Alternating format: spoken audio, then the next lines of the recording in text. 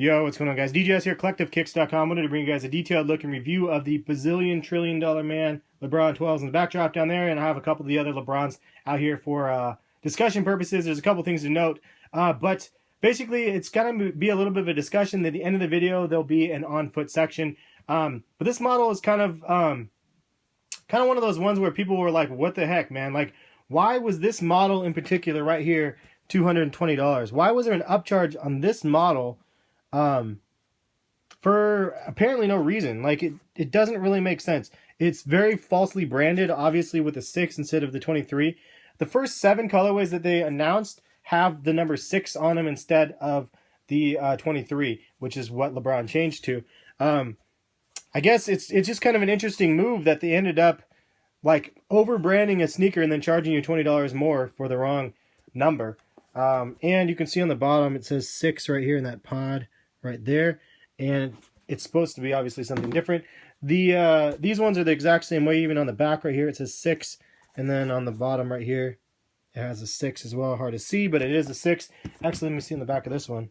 They changed the back tab of this one, just for you guys wondering, so it's kind of that interesting like computerized look instead of this, and obviously this instead of the Dunk Man, for those curious. And it's actually kind of interesting because, well, this one's kind of more the same. It has that same logo as that one.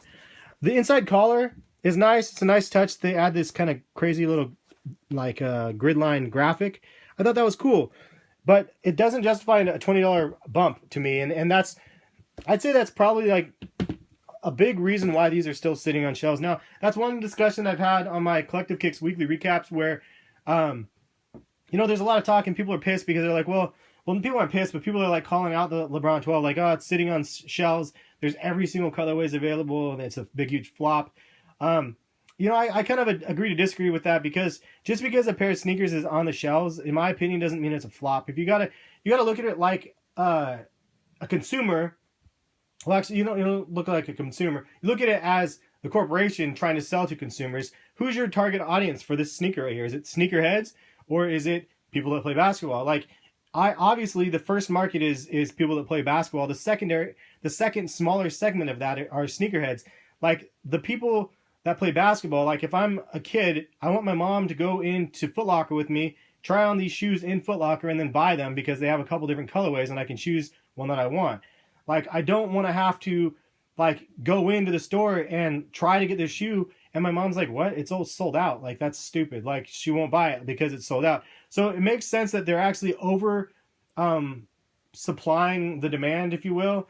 Again, it's like that balance of the target audience being basketball players instead of sneakerheads. And again, there's some sneakerheads that are basketball players, but not all basketball players are going to be sneakerheads. It's like scotch and whiskey. Like all whiskeys, or all scotches are whiskey, but not all whiskeys are scotch. Like it's, I know you guys are totally lost now because you guys don't drink scotch, but not all sneakerheads are basketball players. Not all scotches are whiskey. So leave it at that. But point being, I feel like that market is definitely one that's, it's okay that they sit on shelves. It's okay that they're available, because just like back in the day when an actual, like a Jordan would drop, they would be in shelves for quite a while because it wasn't the hype that was selling out the model. It was actually meant to be sold and in large quantities. And if they limited the amount of quantities, then it just would be a bad strategical move.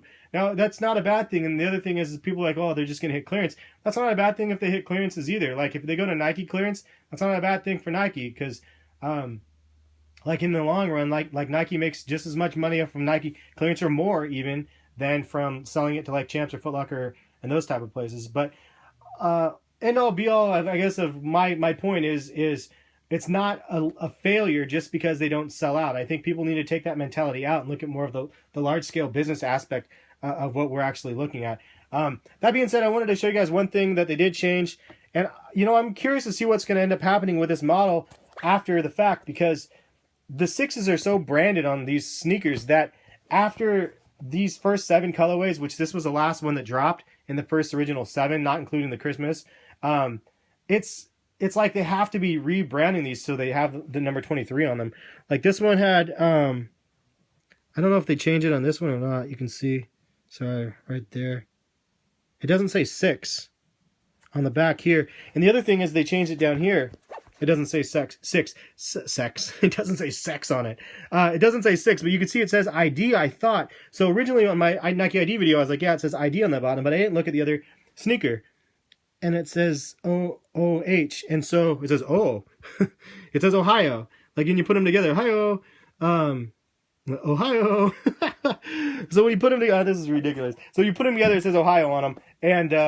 And that is something I didn't know. So shout out to, I think it was Adam, the homie of mine that actually showed him that to me, or shout out to whoever actually showed that to me. So it actually says Ohio on the bottom, which I think is rad.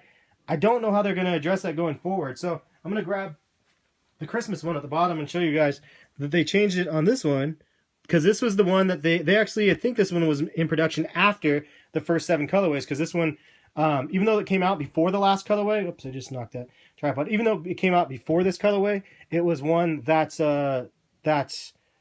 was not announced before, if you will. So this one was still the number 6, as you can see, and then on the back they removed that. I thought there was one other place where, right down here, it actually says 6 as well. It's not gonna be able to see it, but it says 6 right there. But all in all, like, it's a pretty dope colorway. Like, I mean, I don't know, what's the break point for you guys? If you guys are interested in that LeBron right there, like, what's the price point that you guys would pay for that? I mean, I think it's a sick looking colorway. Honestly, it reminds me of like a 86 like or 90 like G.I. Joe figure. Just the bright like colors and that metallic look. For some reason, there's like I have to figure out which one, but it reminds me of a G.I. Joe character. But like, so that part of it I think is fresh. I do like the color. It's pretty vibrant, and I like this posit material. This is the rumored reason why this was upcharged at $20, because of this material. I don't buy that at all.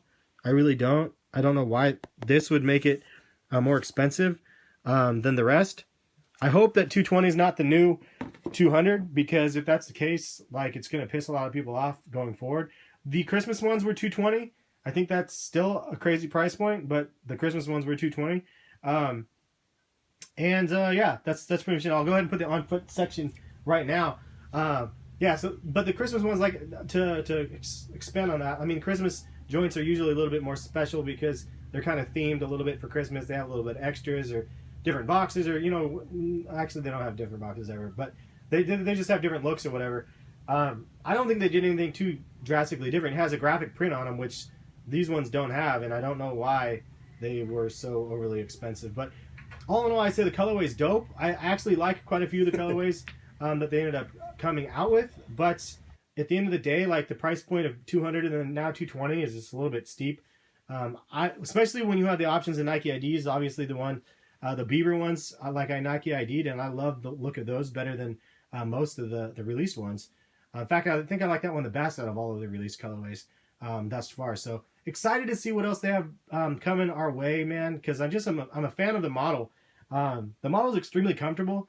It's just a fun model in my opinion, and I don't know, hopefully they'll have something dope. I'm waiting for that one limited release, or that one random limited release that makes everybody jump on the LeBron 12 bandwagon. Sort of like the I don't know, there was a couple different ones for the 12s, but then they ended up not holding it. Like the 2K14s was one that was pretty hyped up, and then obviously the LeBron 11s, those ones were hyped as well, but hype fell down as soon as there was so many produced of those. Anyway, we'll catch you guys for some more videos soon. Thank you for watching, and hopefully you guys liked the video.